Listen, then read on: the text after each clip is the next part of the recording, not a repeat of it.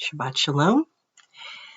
This morning we are looking at Parasha Vaishlach, and Vaishlach is Hebrew for "and he sent." For those of you who know Hebrew, you know that the vet at the vav at the beginning is and he sent. This is the first word of the parasha. And he sent messengers ahead of him to his brother Esau in the land of Seir, in the countryside of Edom. This is our 8th weekly Torah portion in the cycle, and it constitutes Bereshit 32 verse 4 through 36 verse 43, which I hope you've had the opportunity to read this week, and has the most verses of any weekly Torah reading in Sefer Bereshit. In this parasha, after a night of prayer and soul-searching, which ends as Yaakov wrestles with a man, he receives a new name, Yisrael.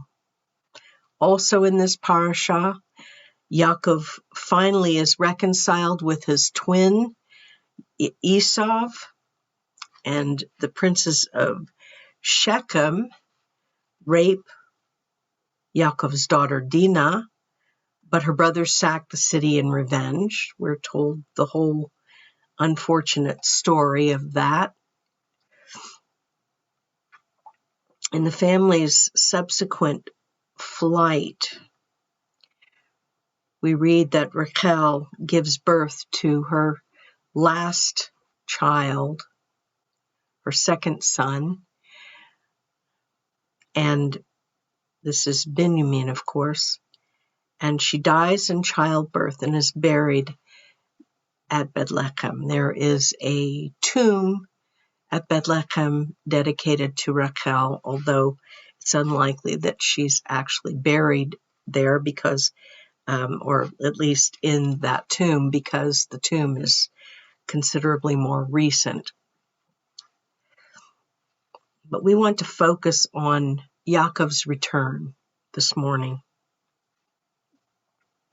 The famous Israeli poetess Zaida wrote these words, and they're similar in a way to the words that we read in the Talmud, but different.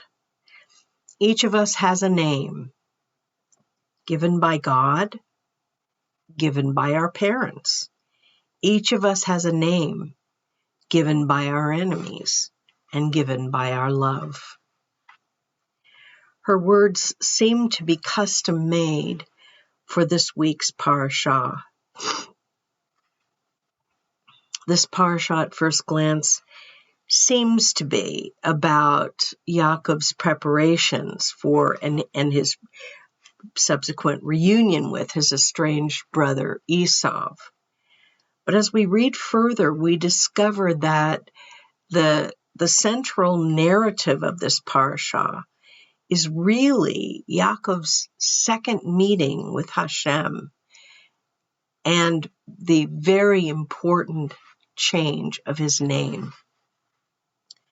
Zaida's words touch on the deepest core of who and what we think we are, and cause us to reflect upon the question of who and what others consider us to be. Is it possible that our view of ourselves might diverge, even hugely, from the assessment of others? Do we see ourselves as we really are? Most people, however they may see themselves, want their lives to be blessed by God. However, in order to experience His blessings, we must be people of the covenant who keep God's commandments. That's the condition for God's blessing. Whatever blessing or guidance you desire at this moment in your life, entering into and keeping the covenant with God must always come first. As we see through the life of our father Yaakov, whose name God changed to Yisrael. Yes, this parsha continues the narrative of Yaakov as we read that he returned home from Haran after a 20-year absence. His parents were dead, buried in his absence. Whatever sadness and desolation he might have felt coming home and knowing he would not see them, he had no one with whom to share this. Having left his family home owning nothing and very much alone, he has returned with 2 wives, 2 concubines, 11 sons and 1 daughter, servants, flocks of sheep, herds of cattle, and donkeys. He may have had camels too, we don't know. Leaving the land at the age of 40, which of course does not seem to us as young as it might seem to them at that time. At 40, in fact, we all feel like we should have accomplished something.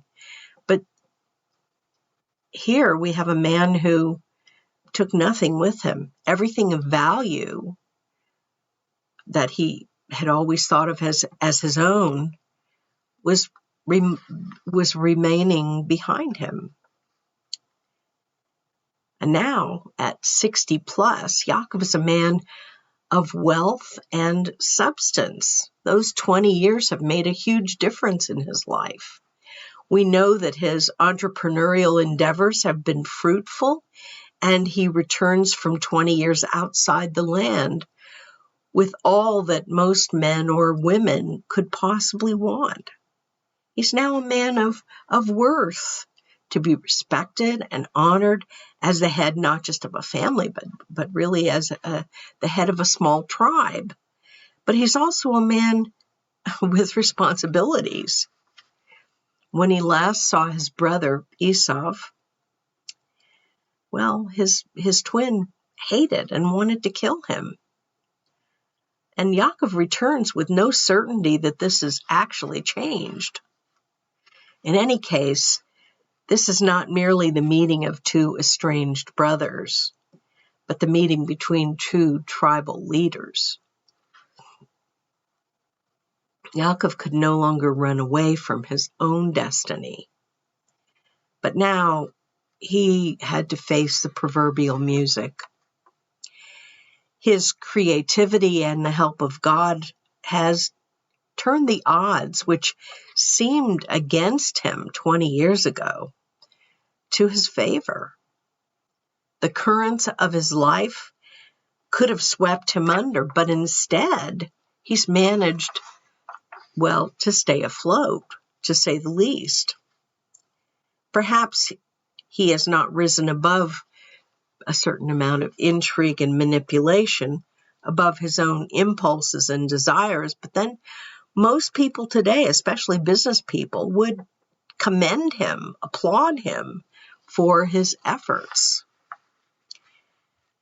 Has the Yaakov we know up to this point been a man able to self-reflect and to truly grow as a human being? That's the sort of thing one does think about at the age of 60. Has the Yaakov we know changed? What has he become? Who is he?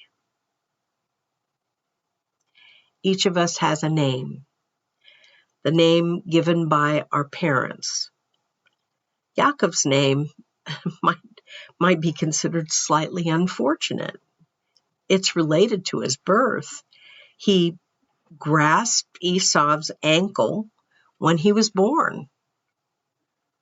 And this is the man we know, the one who seems to be always grasping and trying to tackle and hold on to what he believes is his by right.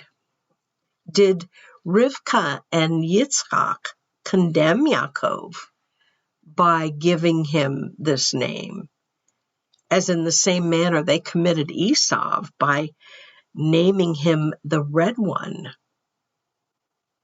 Well, did they condemn him by that to his short-sighted passions?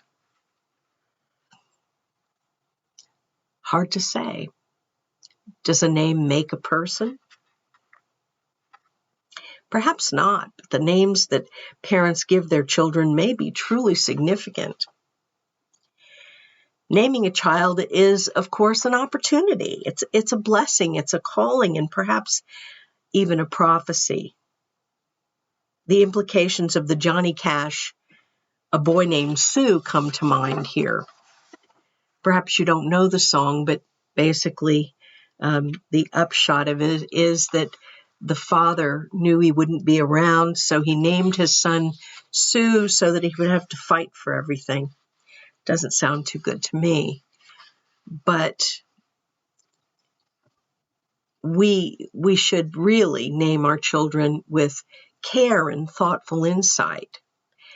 In China, this naming thing is quite big. In fact, there's a woman who's made hundreds of thousands of pounds by being able to help name Chinese babies, with the influx of now more children because they have lifted the ban on one child. Parents are very cautious and careful, sometimes superstitious in China, about naming their child something that will be perhaps something they can aspire to. So a very smart woman came up with the idea through logarithms and the internet of being able to arrive at a name for a family by having the family choose the characteristics that they would like to see in that child. She's done very well for herself by that. But it's because these Chinese parents take naming seriously. What's in a name? I wonder what Shakespeare would actually think about Sage Moonblood, a name chosen by Sylvester Stallone and his ex-wife Sasha Sach for their son, or possibly Elsie Otter, the name given by Zoe Deschanel and Jacob Pechenek to their daughter, or even perhaps stranger, Everest, a George Lucas's name for his daughter. Sounds more like a son's name to me, but there you are. Judaism does not adhere to a determinist worldview where either nature or nurture condemns us to the errors of our parents. The narratives of Bereshit tell us of the weight of parentage and upbringing, but we're also offered a redemptive view. If we're wise enough to use the gifts of our parentage and upbringing, then we can discard the toxic or at least the difficult baggage. If we can do that, there's hope for all of us. Of course, this requires us to step outside of ourselves and to accept God's transcendent perspective. God kept his promises. The promises that he made to Yaakov at Bethel were kept through the 20 plus years of sojourn outside of the homeland, Canaan. HaShem had seen Yaakov through every difficulty and struggle he faced. His father-in-law forced him to marry Leah in order to have Rachel, whom he truly loved, and he had to work for 14 years for no set wages. His father-in-law, Lavan, tried to secure his work for nothing, but God provided. Yaakov overcame, and he prospered abundantly. In fact, too abundantly for the taste of his father-in-law and his brothers-in-law. Well, in spite of Yaakov's father-in-law, who was also his uncle, God gave him success in worldly matters. And now, God had returned him to the land of his birth. He's back in the land that is promised to his father and to his grandfather and to him. Yaakov has done everything humanly possible to prepare the way for his return and the rather doubtful reunion with his twin brother. He sent a series of gifts to his brother, hoping that these might appease Esau's anger, if he is still angry. But more importantly, these gifts demonstrate that Yaakov needed and wanted nothing from the family fortune. He doesn't remind his brother that despite the disposition of the birthright, everything had gone solely to Esau when his parents passed away. He addresses Esau through his servants in a manner which should have placated his brother in its humility, and should have shown Esau that Yaakov had no intention of forcing the issue of the inheritance. He is prepared for the meeting with Esau by assisting his wives and his children to cross the river, ready for the next day's journey. And by allowing them to precede him, he is again stating that his desire is for peace, to let the past remain in the past. His family, in a way, is a kind of security, ensuring his good intentions when a party of men preceding him would have indicated bellicosity. Some of you may have read of the Saint Party who met with a new native tribe in South America, having left their wives behind, and that was assumed to be preparation for attack, so they were all killed.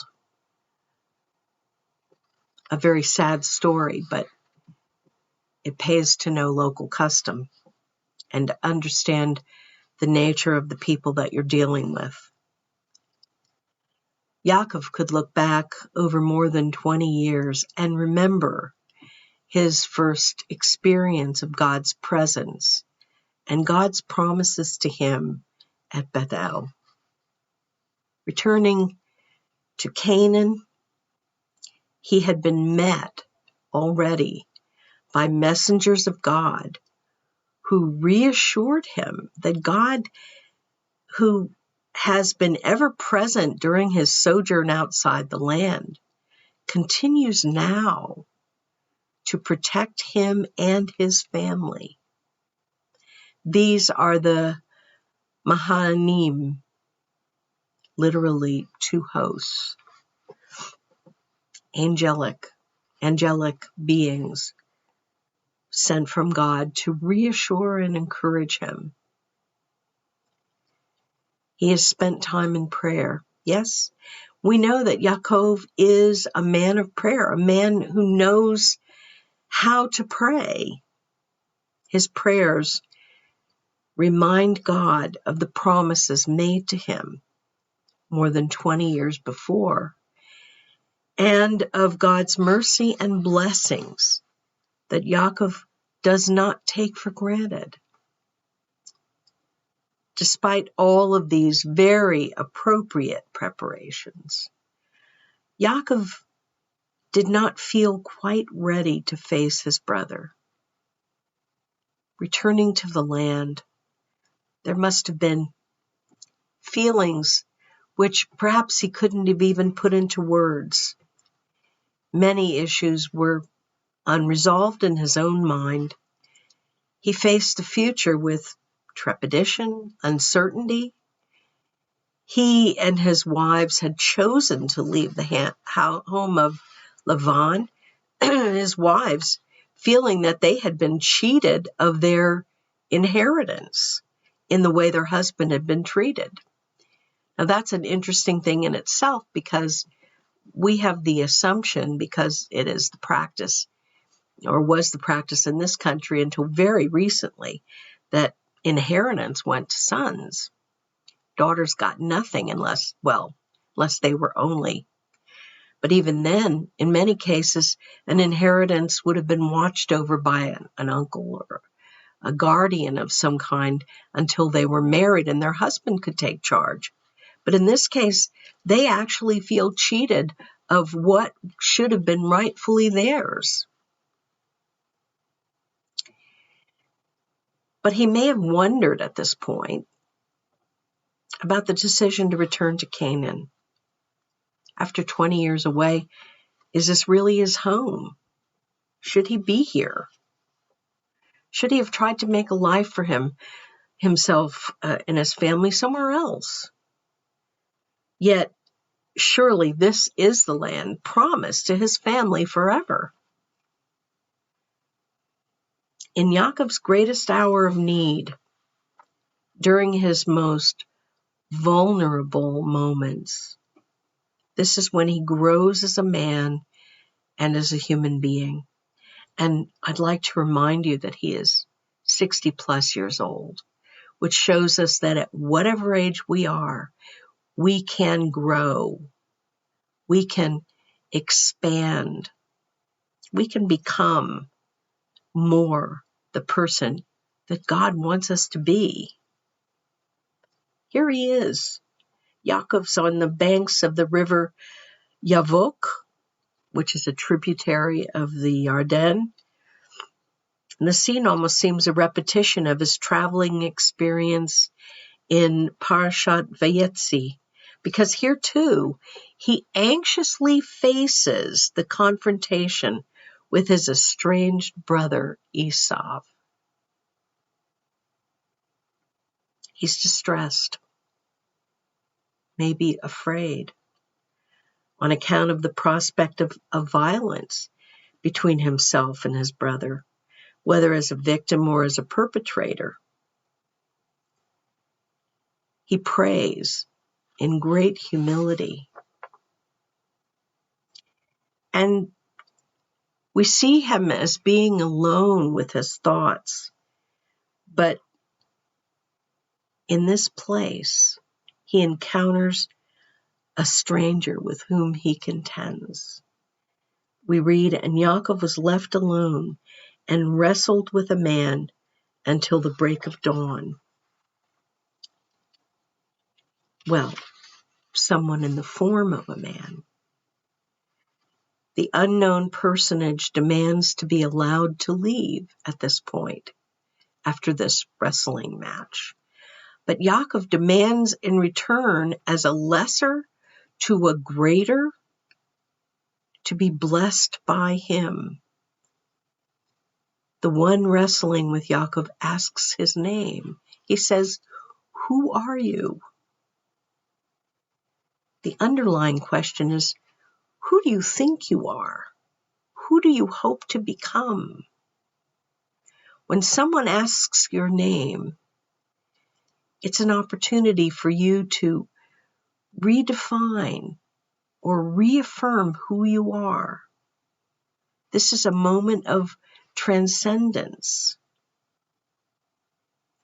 Yaakov is renamed Yisrael, he who wrestles with God.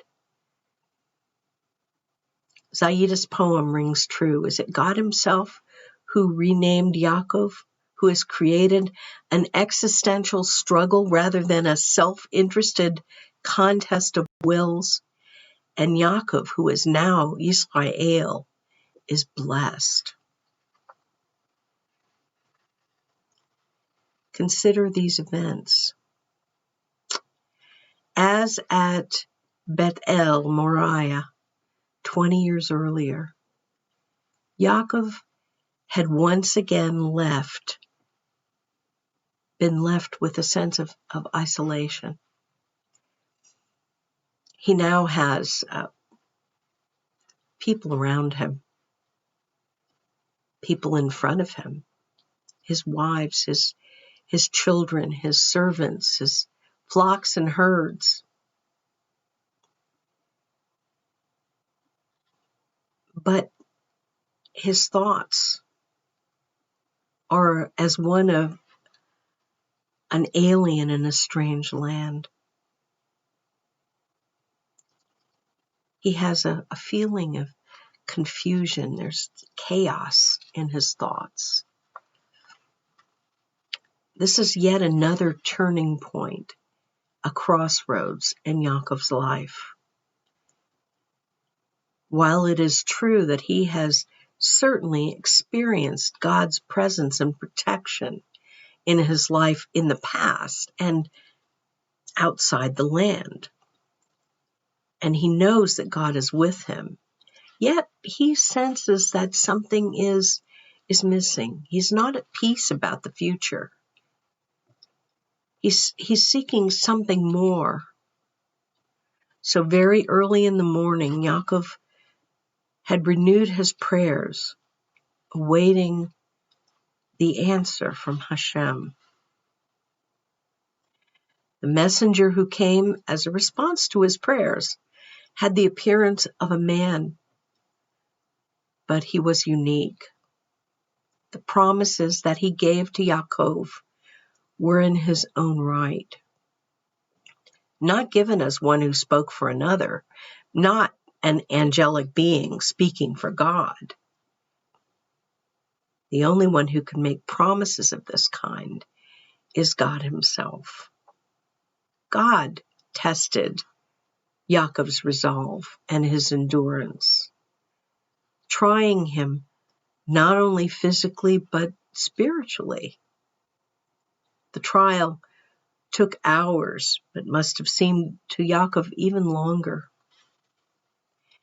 In Hosea, we're told that Yaakov, by his strength, had power with God. But we're not talking here about physical strength. It says he wept and made supplication to the messenger of God. He had power over the messenger and prevailed. Despite the length of the struggle, Yaakov's faith was not shaken, nor his prayer silenced. Yaakov held his ground, not by his own strength, his physical strength, but by the empowerment from the God who had come to test him. The messenger at last requested that Yaakov release him. Well, while perfectly able to release himself, God set this as yet another test of Yaakov's endurance, his commitment, and his persistence. We're told that we need to persevere. The entire trial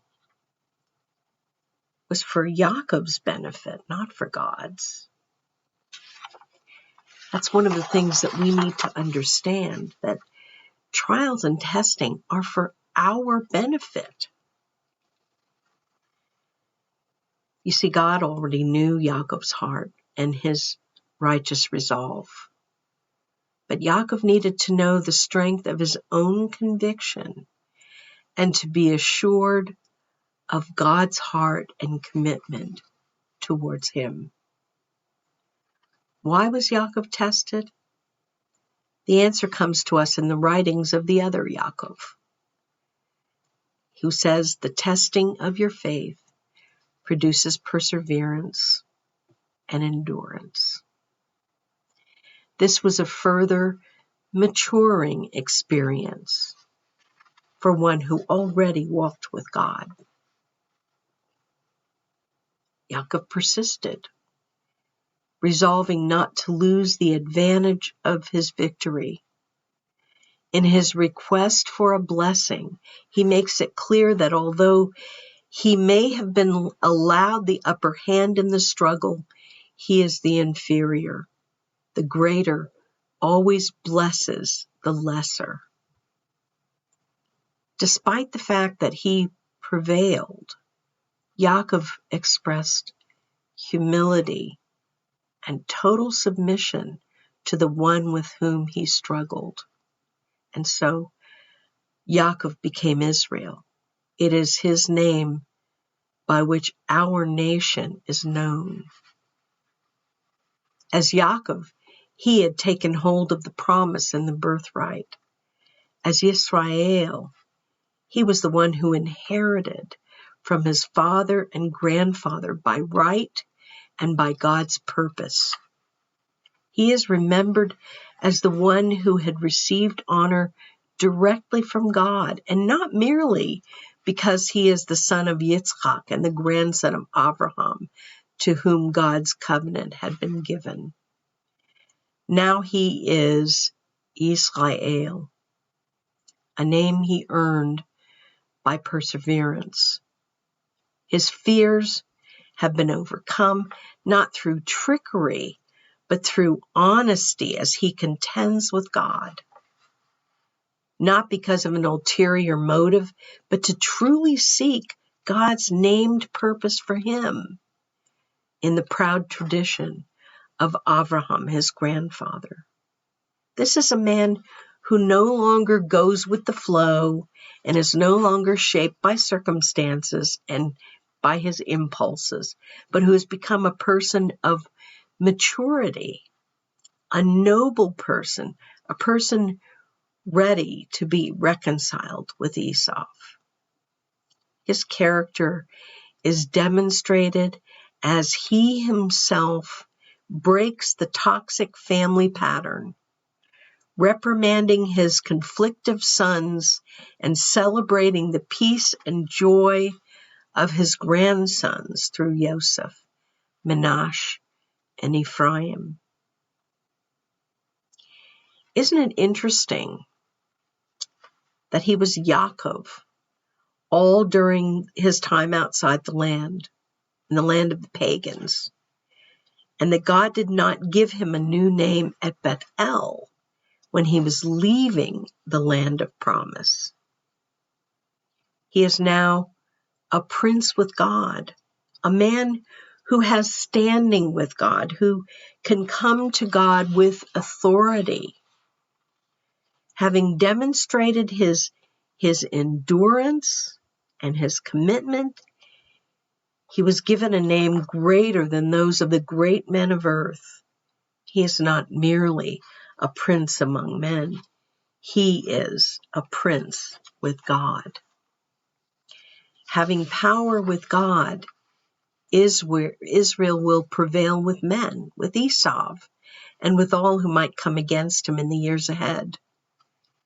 Since we know the end of his story, we know that he needed all that God had gave him to deal with the difficulties of his life, the loss of Rachel, then the loss of Joseph, the restoration of Joseph, and the end of his long life in Egypt. For the remainder of his life, Israel would be reminded by a limp that he had struggled with God and prevailed. He gained favor with God, no longer the God of Abraham and Yitzchak, but henceforth, throughout the scriptures, the God of Israel. He did not look upon his infirmity as a reproach any more than Rav Shaul did his thorn in the flesh, but as a badge of honor. Israel did not name the place where all this happened for his victory or to proclaim his valor. He did not praise himself. Instead, the name that he chose for this place, like the name he had chosen years earlier at Bethel, offers praise to God for his goodness and his mercy. He calls the place Peniel because he says here, I met with God face to face. Those whom God honors are enabled to humble themselves and appreciate the greatness of his grace to them. And as he passed the place where he had met with God, the sun rose. He greeted a new morning with the assurance of God's grace and mercy and blessing on his life, his family, and his future. Peniel, face of God. Perhaps you are waiting and hoping for an experience like that of our father Yisrael. But in doing so, of course, you may miss the meeting with God that he has ordained for you. It may not be the same sort of experience, or it might. But at some time and in some way, each of us must seek the face of God, desiring, even hungering, to meet with him in a way which we have not met with him before. I'm not talking about a salvation experience. You've probably already received Yeshua's atonement and proclaimed him Mashiach. You may have walked with God after a fashion for a period of time, maybe even for many years, as of course did Yaakov.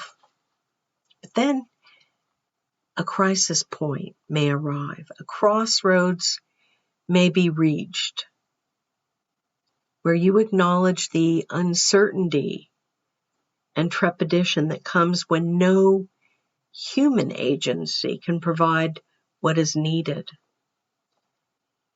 And then it's time to look to God so that he can take you forward to the next step in your relationship with him. Consider this.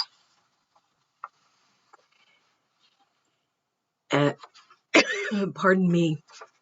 As you look back on your own journey from the land of the pagans, you recall your own struggles to draw near to God, both as ethnic Jews and converts. For even a Jew by birth must choose to be a Jew. Excuse me.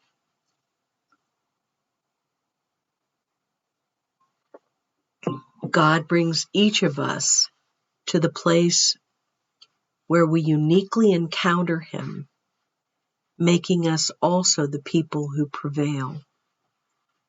Crossing our own river, we enter into the promises and take upon ourselves the change of name, sealing our birthright, destiny, and inheritance. And thus, Jacob's struggle has significance for us as we enter into the land of the Torah and we take upon ourselves the character and name of our father Yisrael. But perhaps you are in need of a further meeting with God. When you cry out to him and seek after him, God will meet with you face to face. The Ruach HaElohim will encourage you in your weakness as you pour out your heart to God in supplication and anguish of spirit, seeking his peace and comfort. You may struggle to find the words to say or the thoughts with which to form these words. This kind of prayer is indeed a wrestling with God. In times of trial and struggle, it's the same kind of perseverance shown by Yaakov that God seeks to find in us. No matter how discouraged or exhausted you may be, you will prevail with God, because He has promised that His strength is sufficient for all your needs if you are resolved to persist and not give up. God knows your heart, but He tries you so that you will be stretched, so that you will learn to rely upon Him for strength and come to understand His heart for you, so that you might become a man or woman of strong character.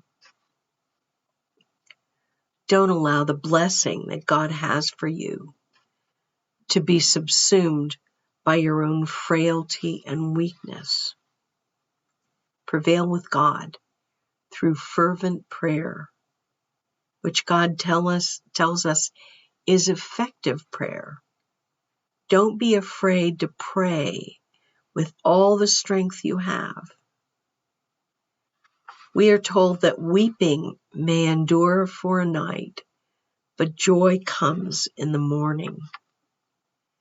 When God seeks to transform you, that experience is often accompanied by deep struggle, and as with Yaakov, there may even be physical signs that such a struggle has taken place. God desires, He plans that each of us will be transformed from one who thinks of success only in human terms into a man or woman who knows spiritual success. Like Yaakov, you can become someone who has power with God, who prevails in prayer, who gains the victory and the blessing. But for such a metamorphosis to take place, you must be an active participant, not a bystander, not an observer. As Yaakov had to become not merely the son and grandson of those with whom God had made His covenant, but the true covenant holder with a direct link, a relationship with God. Each of us has a name given to us by our parents, but God promises a new name. In Hittigalut 2, we read, "To the one who is victorious, I will give a white stone with a new name written on it, known only to the one who receives it." In ancient Greece, jury members cast a white stone to signify an acquittal, whereas a black stone proclaimed the defendant guilty. A small object called a tessera, made of stone, clay, or bone, conveyed special privileges to its owner. The ancient Romans used tessera as tokens of admittance. The breastplate of the Kohen HaGadol contained 12 stones, each with the name of one of the 12 tribes of Israel engraved on it. As he ministered, he bore the names of God's people into God's presence. In the same way, the white stone could be a reference to standing in God's presence, or having a standing in God's presence. But the best meaning of the white stone probably has to do with this ancient Roman custom. The victor of an athletic game was awarded a white stone with his name inscribed on it. This stone served as his ticket to a special award banquet. Mashiach Yeshua promises those who overcome will gain entrance to an eternal victory celebration with a new name demonstrating his or her success. If Yaakov's saga tells us anything, it is that being Yisrael, or a descendant of Yisrael, a Jew, is about seeking transcendence, both in God and in ourselves. We are meant to contend spiritually, to be challenged and to grow and to be transformed by this process. The process may even be daunting. but the eternal rewards for staying the course are abundant gifts given by God to those who strive for maturity in righteousness. I hope that you will have a blessed Shabbat. My prayers are with you, whether you are going through a difficult time or not. I pray that God will encourage you, support you, sustain you, and move you forward. God bless and keep you.